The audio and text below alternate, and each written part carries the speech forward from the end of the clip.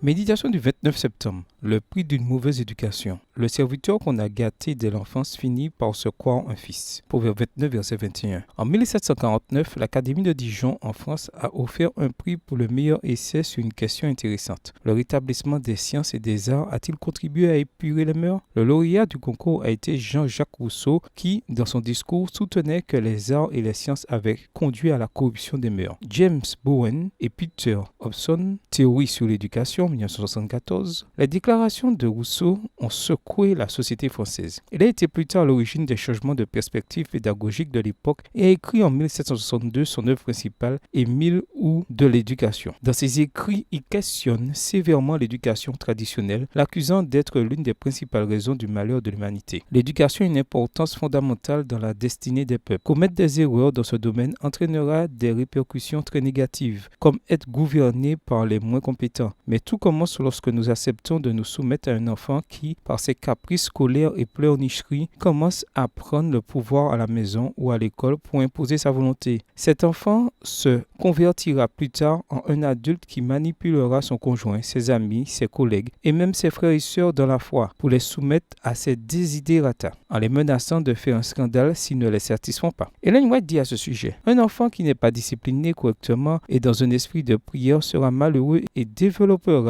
de si mauvais traits de caractère qu'il ne pourra être admis dans la famille céleste. Extrait du livre Guider l'enfant, chapitre 39, page 213. L'enfant gâté portera un lourd fardeau toute sa vie. C'est avec une volonté indisciplinée et mal dirigée qu'il affrontera les épreuves, les déceptions et les tentations. Extrait du livre Conseil aux éducateurs, aux parents et aux étudiants, chapitre Le foyer, une école, page 94, livre écrit par Ellen G. White. Les enfants qu'on laisse agir à leur guise ne sont pas heureux. Le cœur insoumis ne dispose pas en lui-même des éléments nécessaires à sa satisfaction et à sa quiétude. L'esprit et le cœur doivent être disciplinés et soumis à une saine contrainte pour que le caractère soit en harmonie avec les lois bienfaisantes qui régissent notre cœur. L'agitation et le mécontentement sont les fruits du laisser-aller et de l'égoïsme. Extrait du livre Pour un bon équilibre mental et spirituel, 2, chapitre 59, page 569, livre écrit toujours par Ellen G. White. Aujourd'hui, demande au Seigneur de t'aider à respecter ceux qui détiennent l'autorité. Bonne journée à toi et que le Seigneur te bénisse.